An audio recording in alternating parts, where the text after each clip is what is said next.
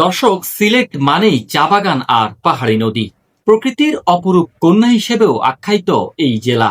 পুরো জেলা ঘিরেই রয়েছে দৃষ্টিনন্দন সব স্থাপত্য শৈলী আর প্রাকৃতিক নানা দৃশ্য, যা অবদান রাখছে দেশের অর্থনীতিতে, যার অন্যতম সাদা পাথর।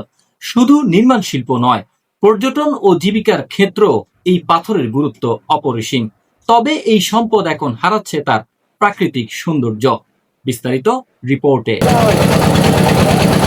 বাংলাদেশের উত্তর পূর্ব প্রান্তে সিলেটের জাফলং, ভোলাগঞ্জ ও বিছানাকান্দি এসব জায়গা যেন পাথরের স্বর্গরাজ্য। ভারতের মেঘালয় পাহাড় থেকে নেমে আসা নদীর স্রোতে ভেসে আসে চুনাপাথর, যা স্থানীয়ভাবে পরিচিত সাদা পাথর নামে।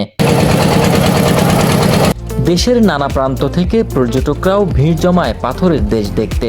স্বচ্ছ পানির নিচে ঝলমল করে থাকা সাদা পাথরের সৌন্দর্য আর চারপাশের সবুজ পাহাড় মিলে গড়ে তোলা এ যেন এক অপূর্ব দৃশ্য, যার আঁচলে পর্যটকরা পায় প্রকৃতির মায়াবী স্পর্শ। শুধু কি সৌন্দর্য, সাদা পাথর সিলেটের অর্থনীতির জন্যও বিখ্যাত।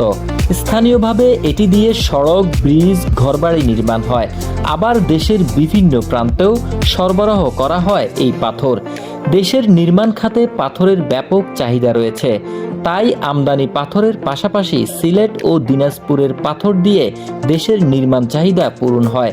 তবে পরিবেশের কথা মাথায় রেখে 5 বছর আগে ঢালাওভাবে সিলেটে পাথর উত্তোলন বন্ধ করে দেয় তৎকালীন সরকার। তবুও বন্ধ হয়নি অবৈধভাবে পাথর উত্তোলন। পর্যটকদের কাছে সাদা পাথর ছিল প্রকৃতির এক অমূল্য উপহার, কিন্তু পাথর খেকো দানবরা গিলে খেয়েছে প্রকৃতির এই অপার সৌন্দর্য। গত 23 April Bholaganj stone quarry, Shah Arfin Tila এবং বাংকার এলাকা থেকে শুরু হয় সাদা পাথর লুটের সূচনা। এরপর এক এক করে প্রায় 2000 কোটি টাকার পাথর লুট করেছে প্রভাবশালী নেতারা। এই নিয়ে একাধিকবার সংবাদ প্রকাশিত হলেও টনক নড়েনি প্রশাসনের। সর্বশেষ 4 মাস পর স্টোন কোয়ারিগুলোতে দেখা যায় পাথরের জায়গায় বড় বড় গর্ত। তাতে সামাজিক যোগাযোগ মাধ্যমে তুমুল সমালোচনার ঝড় উঠে। পাশাপাশি হাইকোর্ট 7 দিনের আলটিমেটাম দিলে এই পর্যন্ত 70টি ট্রাক থেকে উদ্ধার হয় 35,000 ঘনফুট পাথর। পরিবেশবিদরা বলছেন, সিলেটের এই অমূল্য সম্পদ আজ অনেকটাই বিলুপ্তির পথে।